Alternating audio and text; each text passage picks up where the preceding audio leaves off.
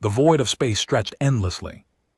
Around the small scout ship Seeker, its hull once gleaming with the silver blue markings of the Valen fleet now bore the scars of narrow escapes and desperate maneuvers. Inside, Captain Gray hunched over the communications console, his slender blue fingers trembling slightly as he reviewed the data one final time. Are you certain this is wise, Captain? Asked first Officer Trell, her large amber eyes reflecting the dim emergency lighting of the bridge. The humans, they were primitive when we last observed them.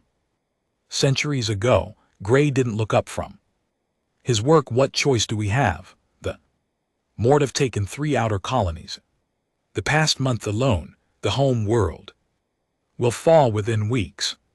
The Seeker drifted in the shadow of a small moon, hiding from the constant sweeps of Mord scout vessels. They had jumped to this system specifically because ancient Valon records suggested it was close enough to Earth to send a signal, but far enough from Valent space that the Mord wouldn't detect their presence. The Council ordered all ships to return for the final defense, Trell reminded him gently. Gray finally looked up, his pale face set with determination. And what good is one small scout ship against the Mord fleet? This way at least we try something different. He turned back to the console and pressed his hand against the transmitter pad.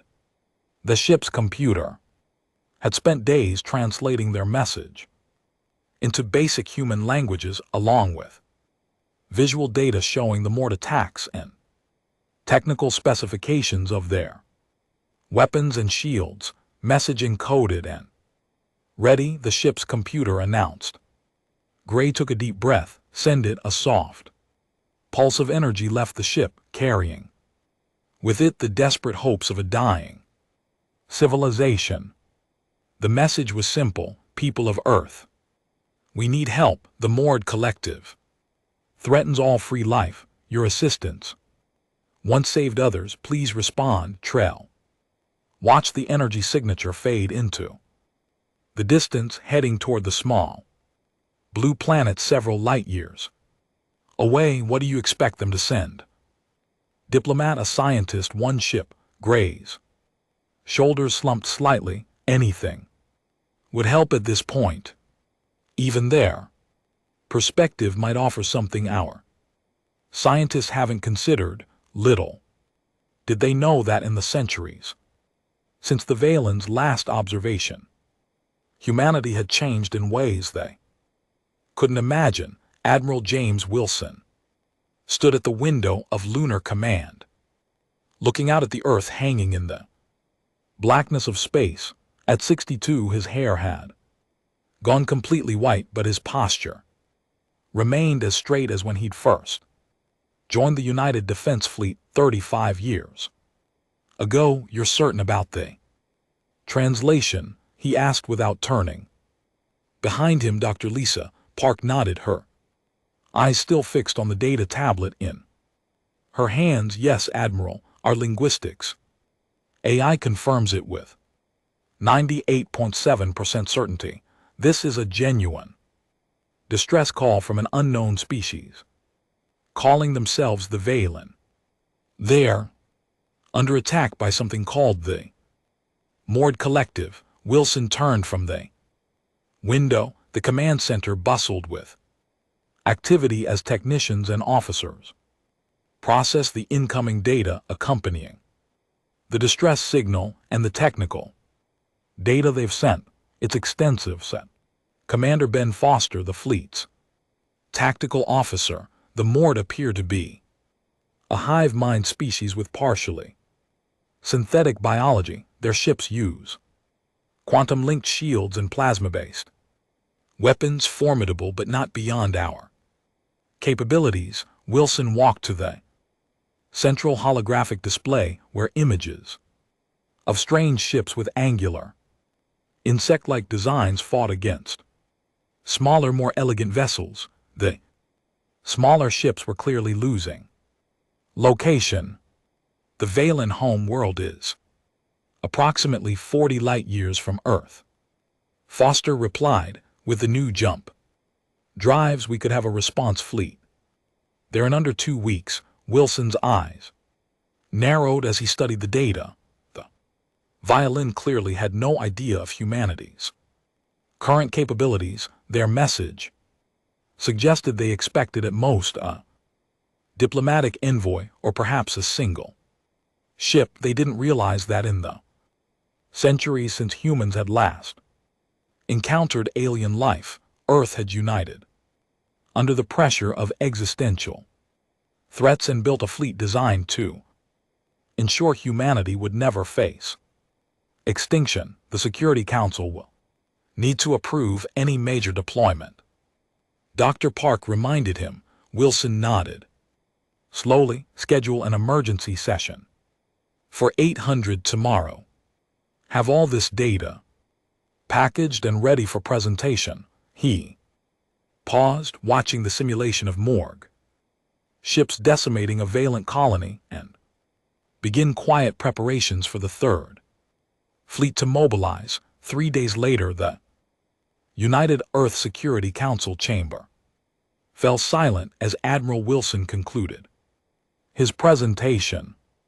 The moored collective represents exactly the type of threat our fleet was built to counter, he said, standing tall before the 12 council members. Based on the data provided, they systematically consume all resources in a system before moving to the next. The Valen are simply in their path. Councilor Rivera leaned forward. And you believe we should commit significant forces to help an unknown species? This isn't our fight, Admiral.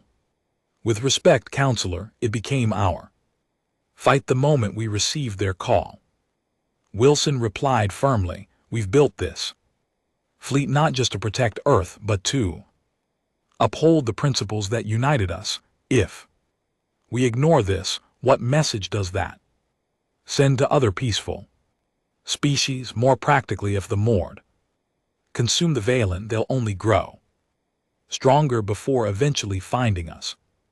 The council president, Dr. Omar Kaitan, studied the admiral thoughtfully. What exactly are you proposing? I recommend deploying the third fleet under my command, 50 ships, including the dreadnoughts, deterrent and resolute. We've analyzed the moored weaknesses and believe we can halt their advance. The council chamber erupted in whispers. 50 ships represented the largest deployment in human history.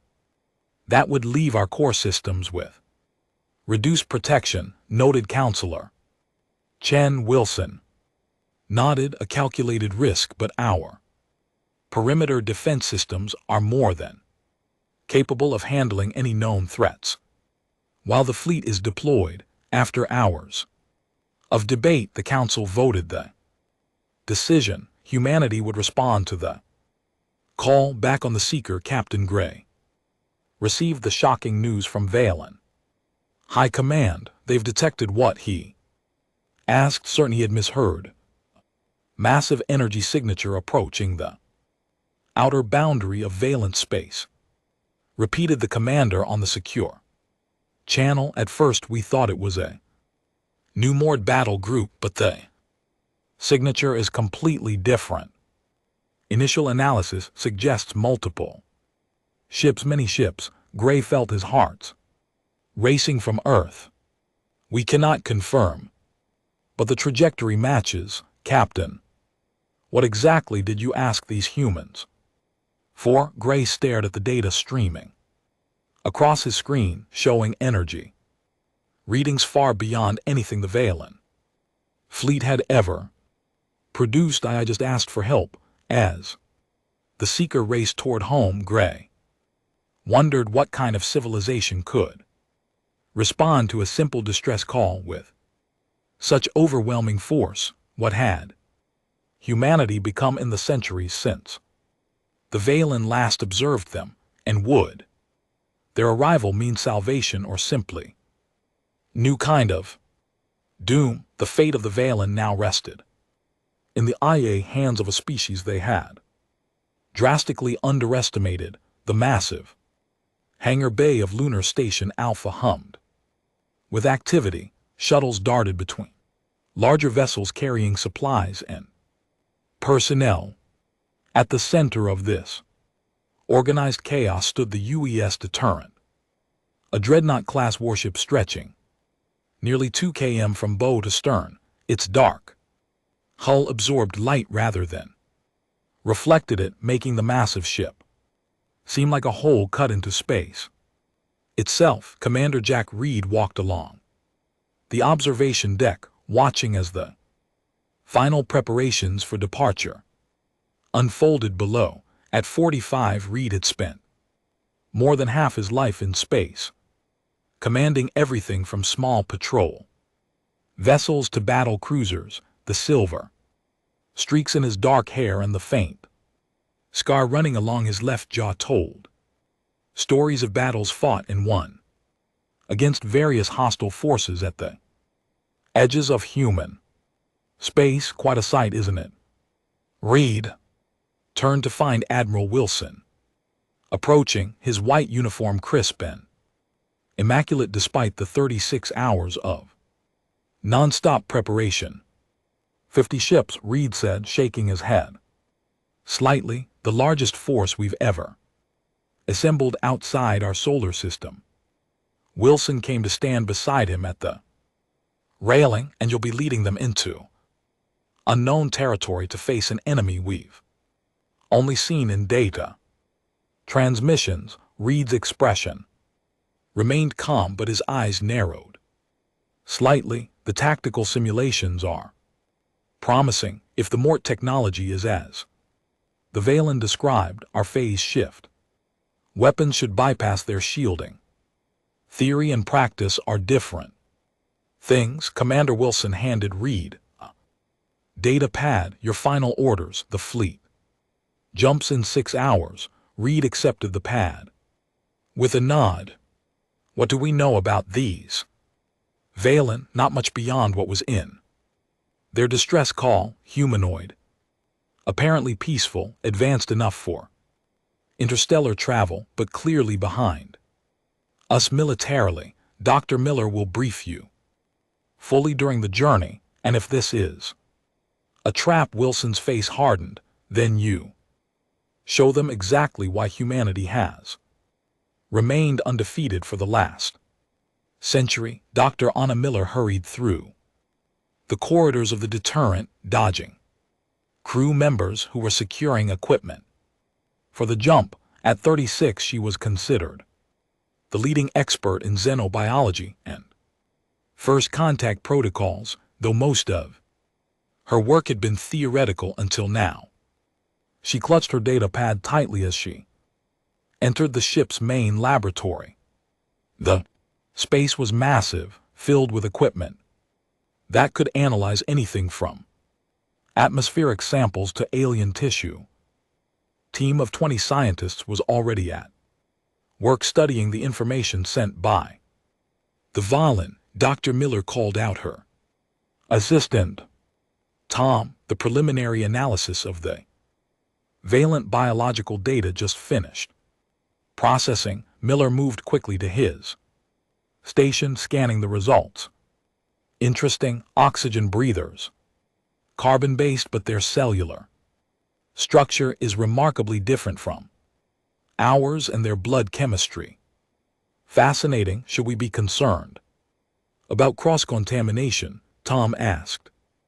Miller shook her head. Their pathogens wouldn't recognize our biology as viable hosts and vice versa, but we'll follow full protocols anyway.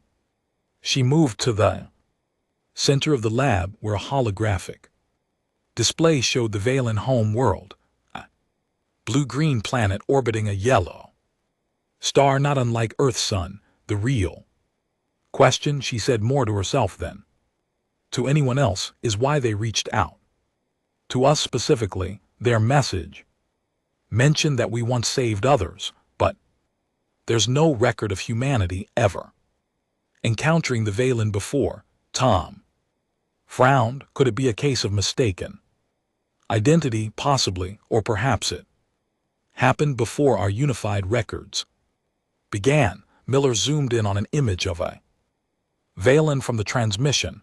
The alien was humanoid, but clearly not human, with blue-tinted skin, large amber eyes, and a slender build.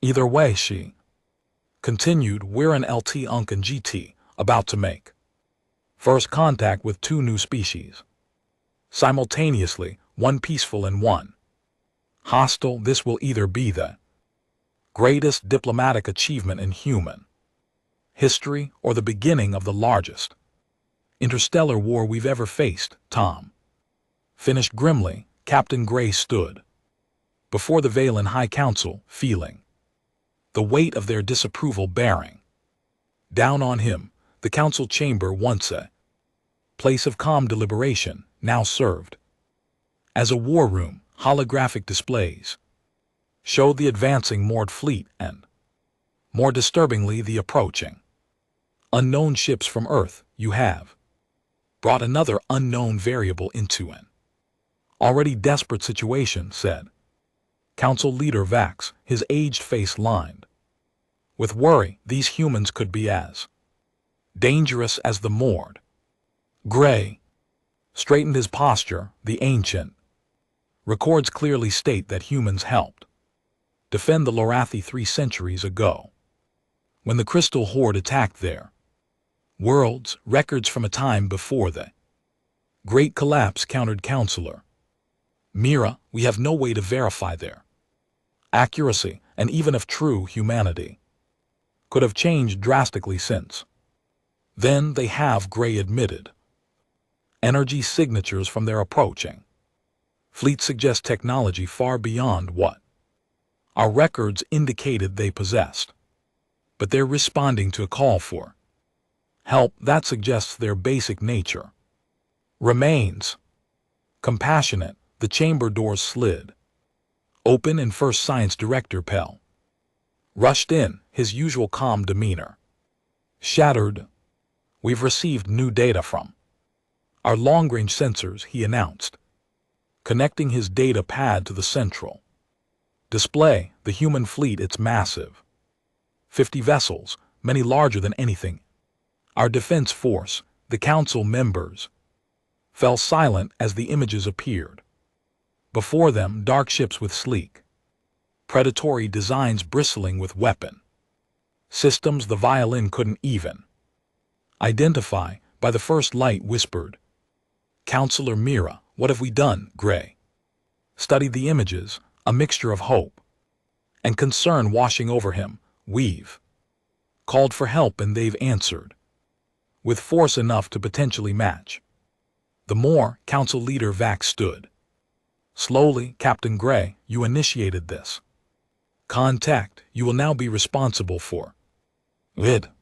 Your rank is reinstated, and you are hereby appointed as official liaison to the humans. Meet their fleet at the outer system and determine their true intentions before they reach our home world. Gray bowed deeply. I understand, Council Leader. As he left the chamber, Gray's mind raced. The humans had responded with far more force than he had ever imagined possible. Had he saved his people or doomed them? In 3 days, when he would face these humans directly, he would learn the answer.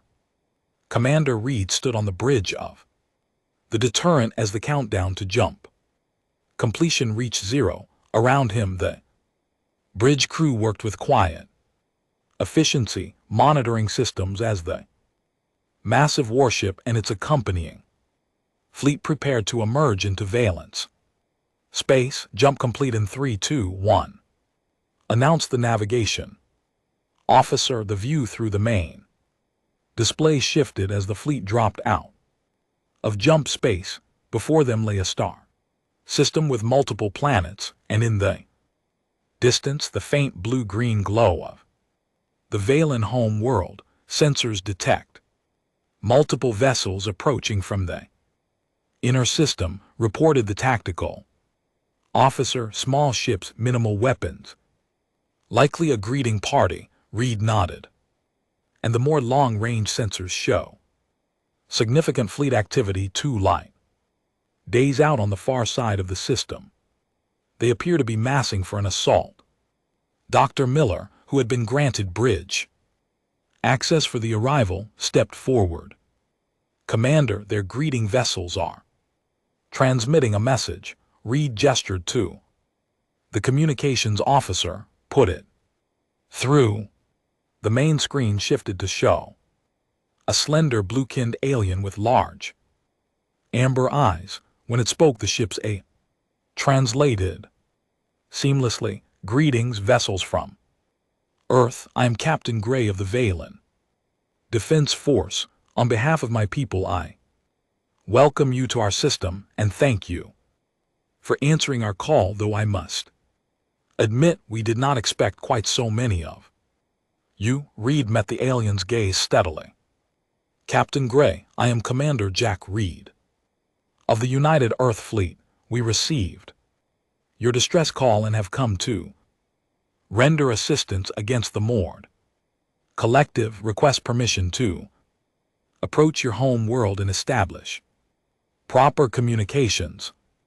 Gray's expression was difficult to read, but the slight tremor in his voice was unmistakable. Permission granted, Commander, and thank you.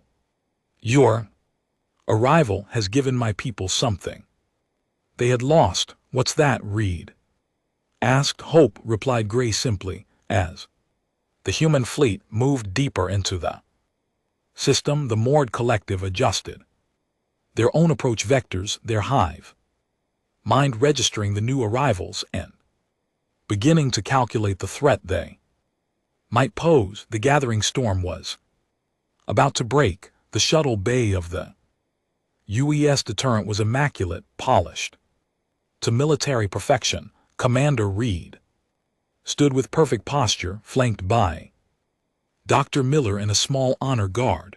They watched as the Valen shuttle gently touched down its smooth blue-silver hull, contrasting sharply with the dark, angular human vessel surrounding it. Remember, Dr. Miller whispered, their body language is different from ours.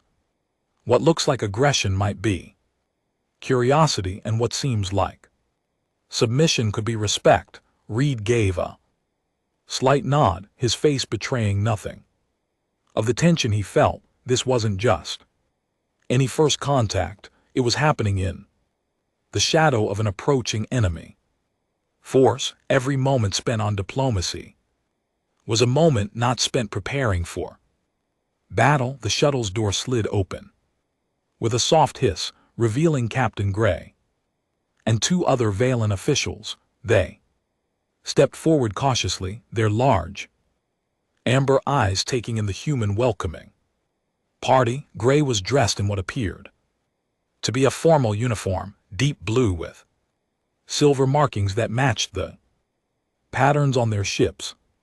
Captain Gray, Reed said, stepping forward, welcome aboard the deterrent. Gray placed his right hand over chest and bowed slightly. Commander Reed, the Valen High Council sends their gratitude for your swift response. His eyes drifted to the massive hangar bay around them, taking in the arsenal of fighters and combat shuttles, though we must admit we did not anticipate such significant military presence. Reed's expression remained neutral. When we received your distress call and the data on the moored collective, our security council determined a full military response was warranted. Dr. Miller stepped forward with a warm smile. I'm Dr. Anna Miller, xenobiologist and first contact specialist. We have much to learn from each other. Captain Gray's companions exchanged nervous glances. One of them, a female Valen with darker blue skin markings, leaned toward Gray and whispered something. Gray nodded. Before addressing the humans again, "This is Science Director Pell," he gestured to the female and defense coordinator Jax.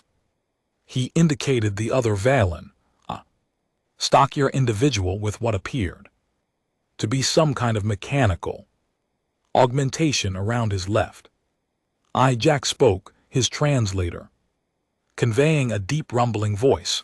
"Your weapon systems are impressive. We did not realize humans had advanced so far since our last observations." Reed raised an eyebrow. "And when was your last observation of Earth?" The three Valen exchanged uncomfortable looks.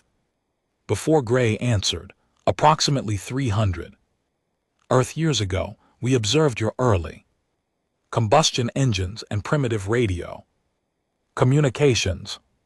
Dr. Miller couldn't suppress a small laugh. "That explains the surprise. Humanity has changed considerably since then. Perhaps we should continue this discussion somewhere more comfortable," Reed suggested, gesturing toward the exit.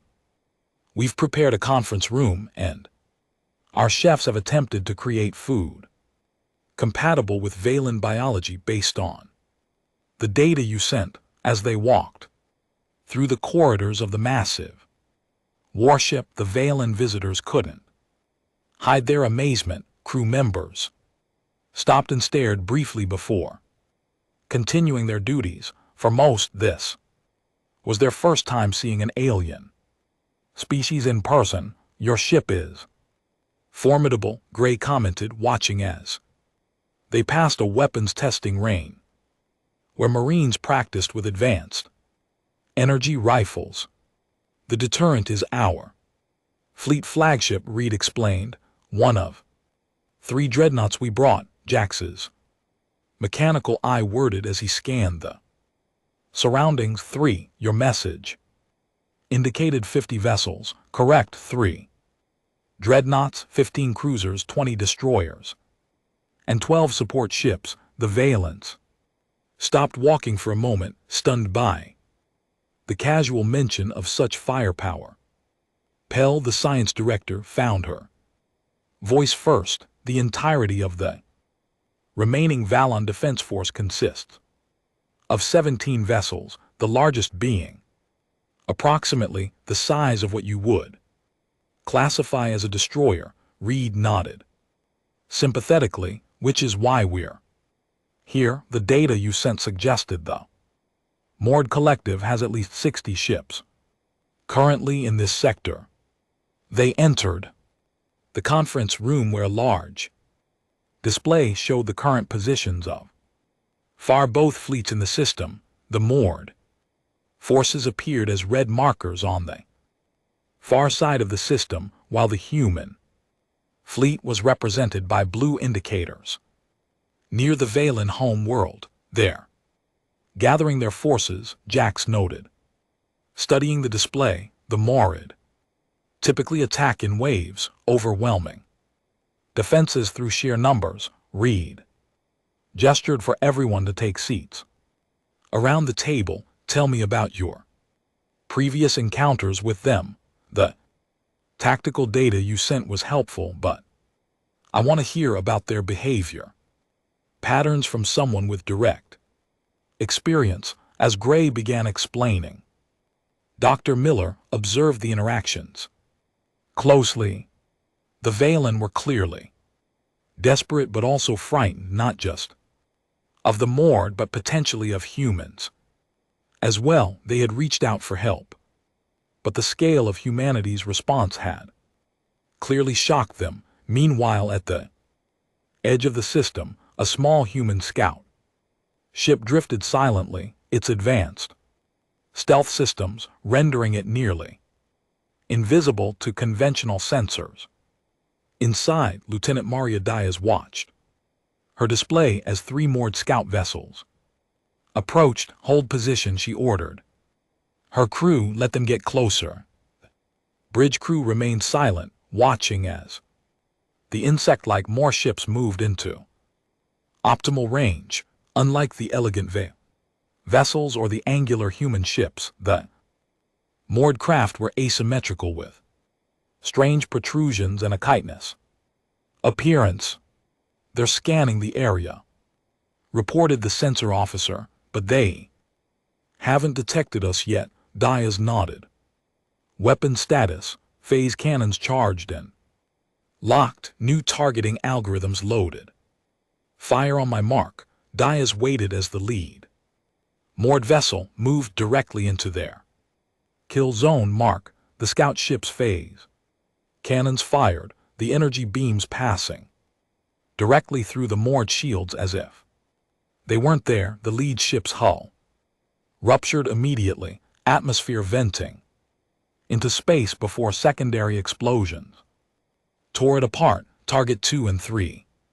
Fire." Diaz ordered before the remaining moored vessels could react. They met the same fate. Within moments, all 3 enemy scouts were reduced to drifting debris. Diaz opened a secure channel to the deterrent. "Scout 7 to command, first.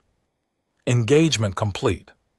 Phase weapons performed exactly as predicted. Their shields offered no resistance, no survivors, no distress signal detected.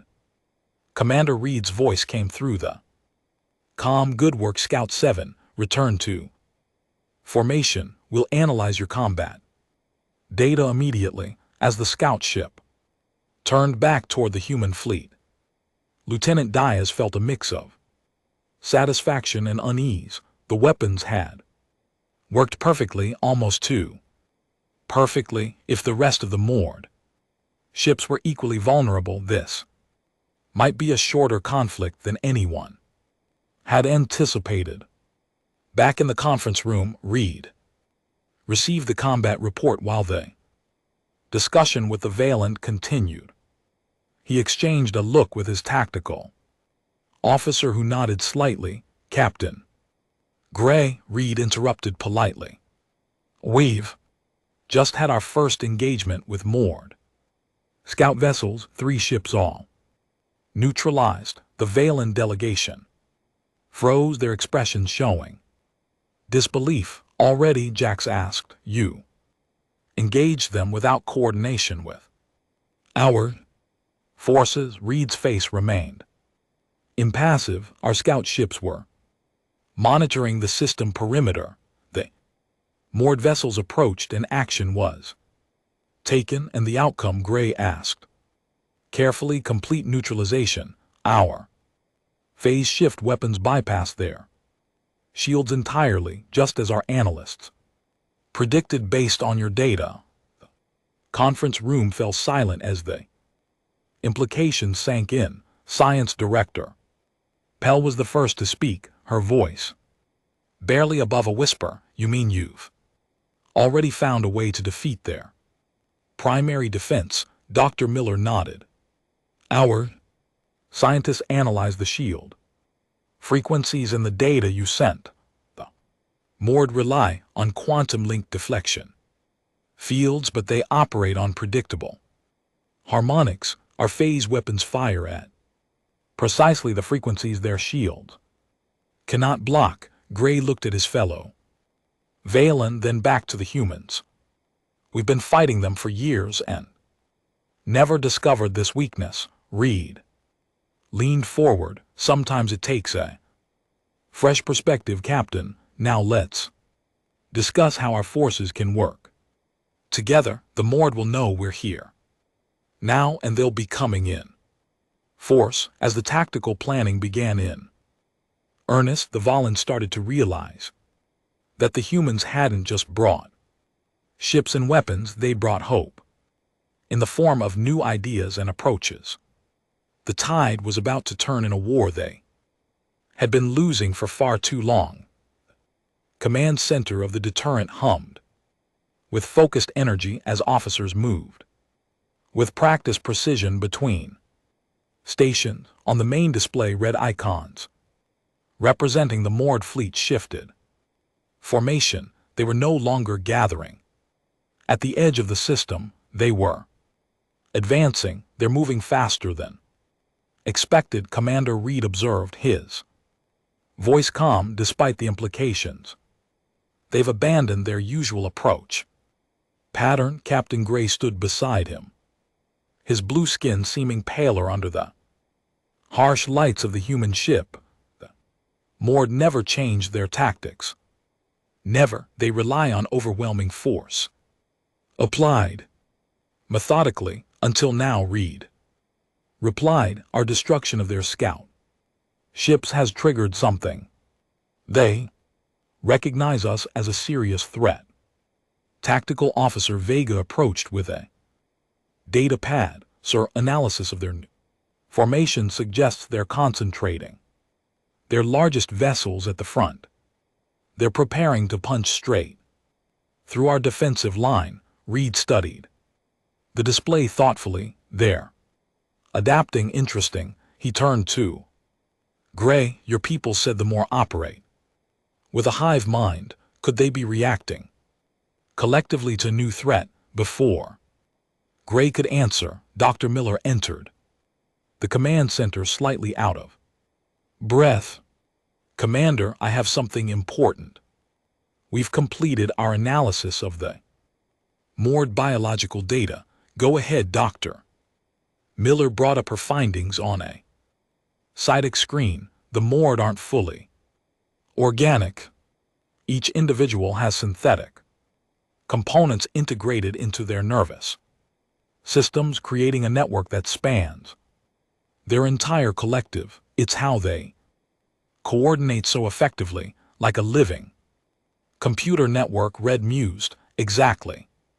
And networks have vulnerabilities. Miller's eyes shone with excitement. If we could broadcast a signal on the right frequency, we might be able to disrupt their coordination temporarily. Reed turned to his communications officer. How quickly can we modify our communications array to broadcast on the frequencies Dr. Miller specifies? 2 hours, maybe less. Make it happen. Reed looked back at the tactical display. But we need to slow their advance until then. Gray stepped forward. Commander, my ship could help.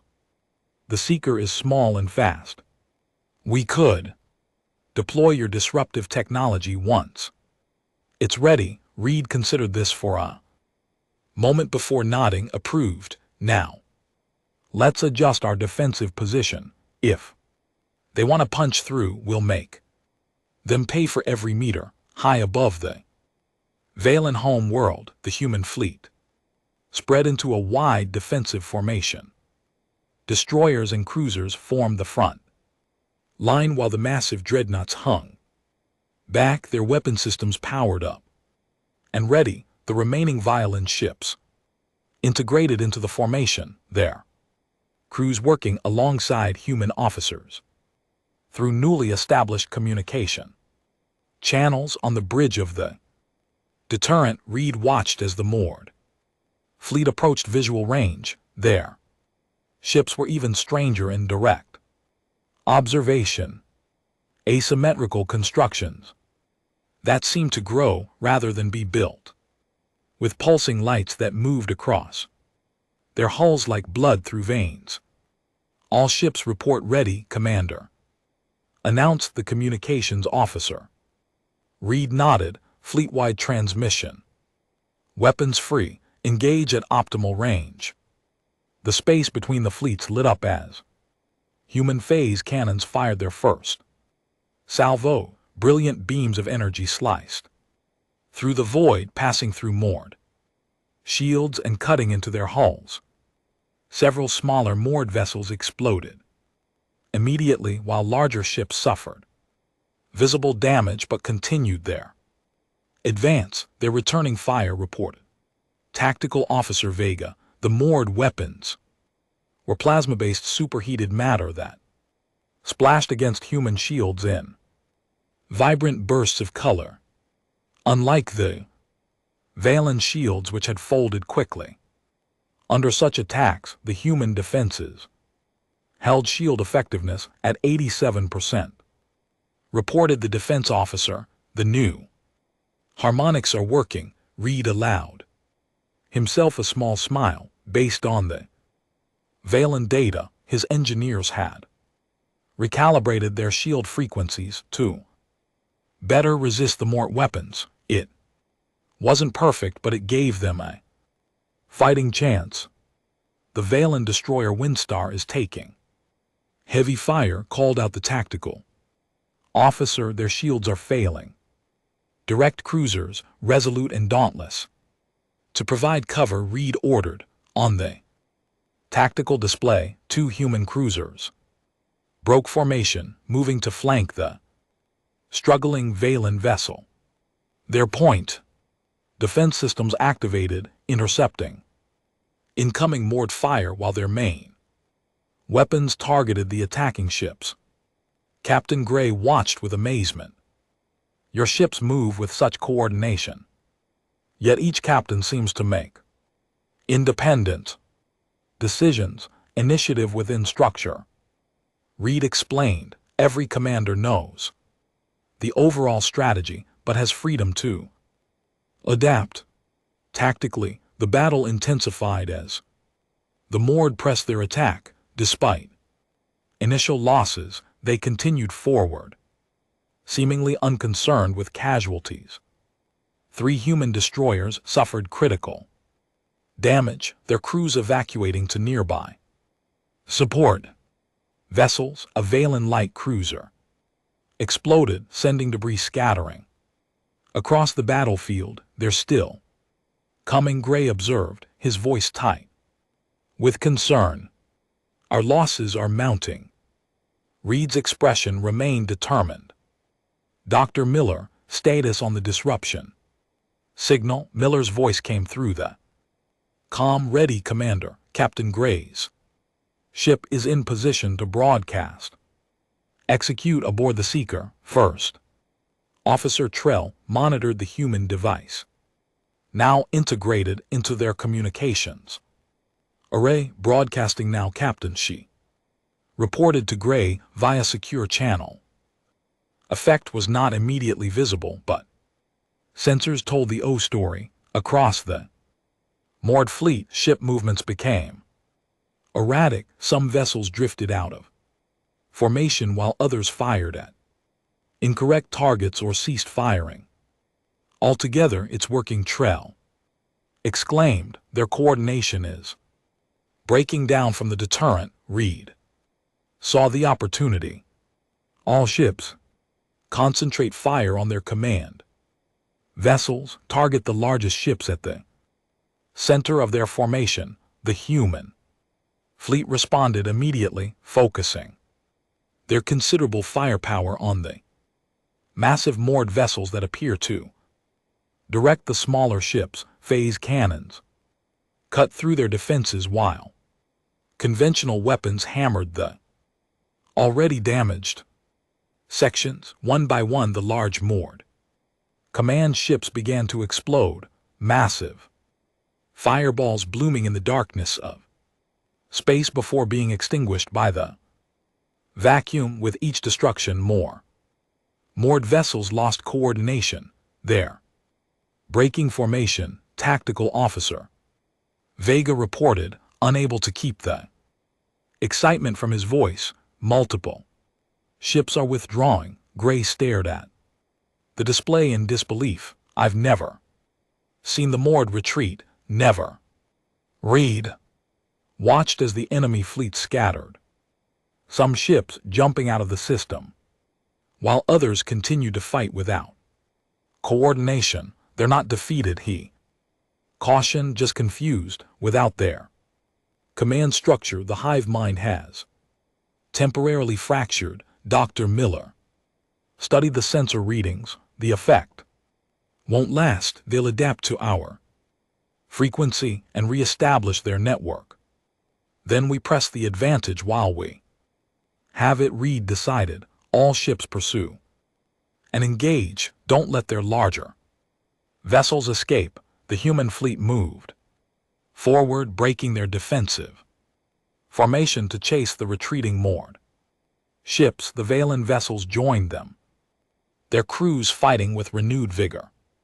Now that victory seemed possible. Hours later, the space around the Valen homeworld was quiet again. Debris from destroyed ships drifted silently while rescue vessels moved among damaged craft, retrieving survivors and offering assistance.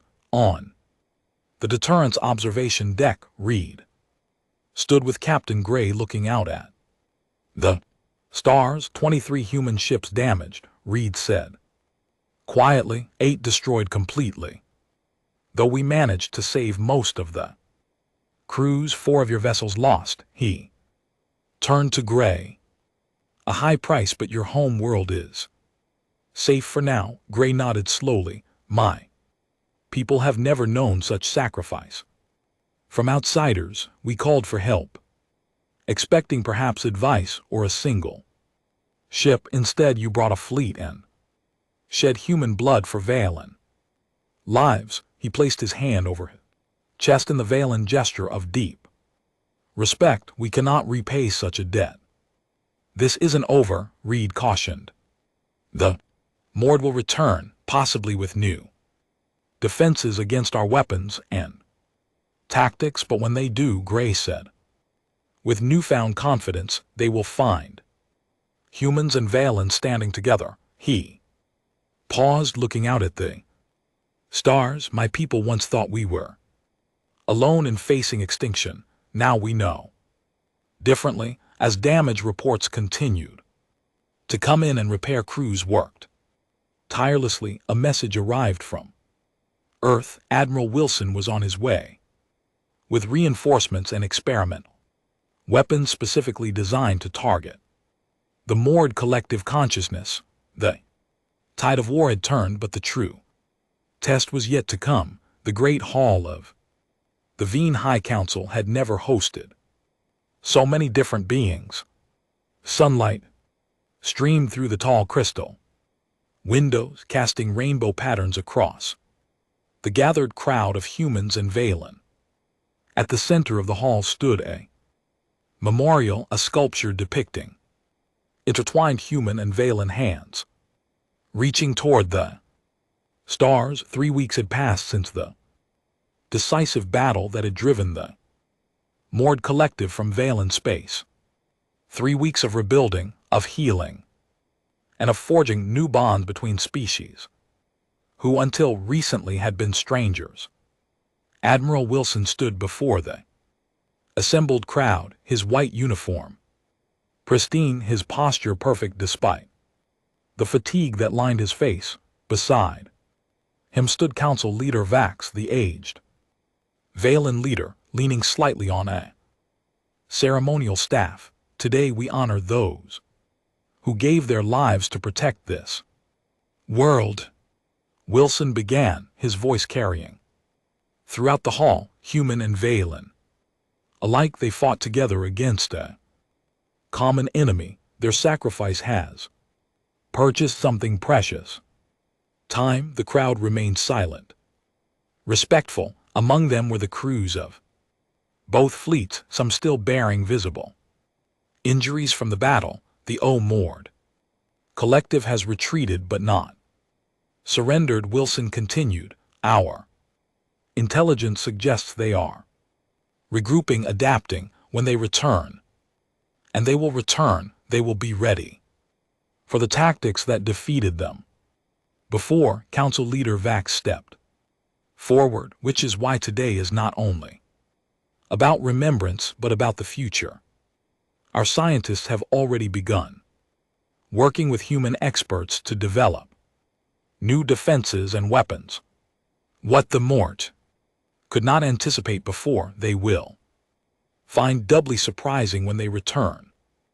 From his position near the front of the crowd, Captain Gray watched with a mixture of pride and humility. Beside him stood Commander Reed, still recovering from injuries sustained when his bridge had been damaged in the final moments of the battle. You know, Gray said quietly to Reed, when I sent that message to Earth, I truly believed we might receive a single diplomat or Perhaps a small science vessel, Reed smiled slightly. Humanity learned long ago that half measures rarely succeed. When we commit fully. Philosophy, my people would do well to adopt, Gray admitted. We spent too long hoping the Mord would simply pass us by, until it was almost too late.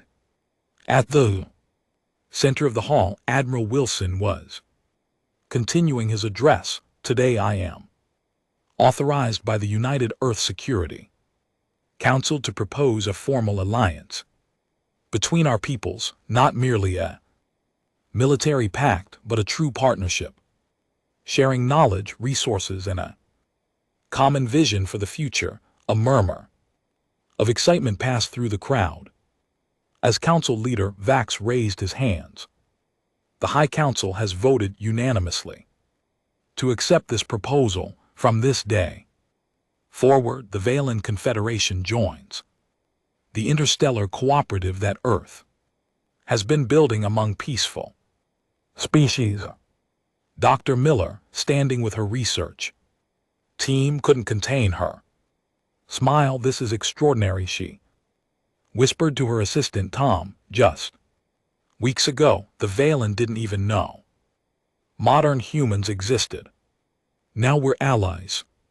Tom nodded. Nothing unites like a common enemy. It's more than that, Miller insisted. Look around you. The cultural exchange has already begun. Indeed.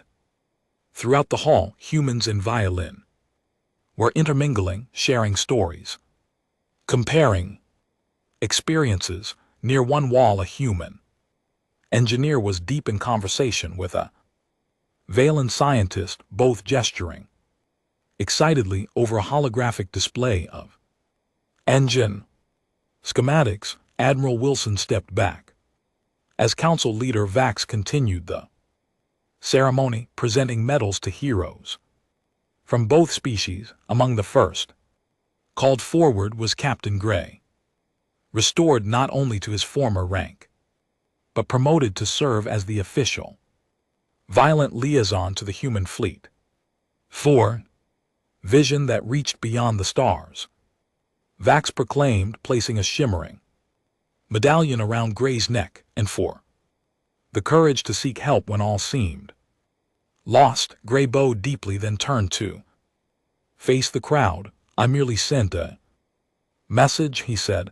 It was humanity who answered, not with words but with ships and brave souls willing to fight for strangers. He looked directly at Commander Reed. That is a lesson the Valen never forget. Reed nodded in acknowledgement, his expression solemn but eyes showing respect. Later that evening, as the formal ceremonies concluded, Admiral Wilson stood on a balcony overlooking the Valen capital city. Its architecture was unlike anything on Earth. Graceful spires and flowing structures that seemed to defy gravity, all illuminated by soft blue lighting that complemented the twin moons hanging in the night sky. Commander Reed joined him, moving carefully due to his healing injuries. Beautiful world, he commented. Worth protecting. Wilson nodded. And strategic. When the Mord returned, this will be our forward base of operations. Already planning the next battle. Admiral. Always. Wilson turned to face his officer. The reinforcements I brought include the new resonance disruptors. Based on Dr. Miller's findings, they should be able to target the Mortihive mind more directly, possibly even sever their connections permanently. Reed considered this. That could either defeat them entirely or turn them into something unpredictable. Wilson finished. Yes, but it's a risk we need to take. Their conversation was interrupted as Captain Gray approached, accompanied by Dr.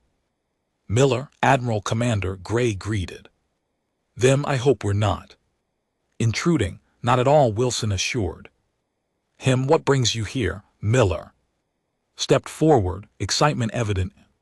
Her voice, we've been analyzing the long-range communications data from our outer system sensors. There are signals coming from at least 3 other systems in nearby sectors, moored communications. Reed asked immediately. Alert. No. Gray replied. They appear to be distress calls similar to the one we sent to Earth. Other species who have heard about what happened here. Wilson's eyebrows rose. Word travels fast. The moored have been expanding for decades, Gray explained. Many civilizations lie in their path until now. Resistance seemed futile, but after what happened here, hope spreads. Miller finished. They've learned that humanity responds to calls for help. Wilson looked out at the alien city, then up at the stars visible above it, each one potentially harboring life, cultures, people who might be facing their own desperate struggles against the darkness. Then we have work to do, he said simply. Commander Reed, prepare a report for Earth. We'll need more ships, more personnel. Reed nodded. The more won't expect us to expand outward while they regroup. Exactly. Wilson turned to Gray. Captain, would the Valen be willing to send representatives with us to these other systems? New allies might respond better to a diverse delegation. Gray placed his hand over his chest. The violent gesture of commitment. My people would be honored. We called for help and received it. Now we can do the same for others. As they stood on the balcony, a flight of ships passed overhead, the distinctive angular shapes of human vessels flying in formation with the sleeker Valen craft. Together they rose into the night sky, a visible symbol of the new alliance. When they Mort fled, Gray said softly, one of our philosophers said something I found profound. In calling to the stars for salvation, we never imagined the stars would answer so thunderously. Miller smiled. That's humanity for you. We tend to make an entrance. The 4 of them watched as the patrol ships disappeared into the darkness above, carrying with them the promise of protection. What had begun as a desperate call from a dying civilization had transformed into something more, the beginning of a cooperative that would spread across the stars, uniting those who sought peace against those who would destroy it. The aliens had mistakenly called humanity for help, expecting perhaps a whispered response. Instead, a fleet had arrived, and with it a future none of them could have imagined.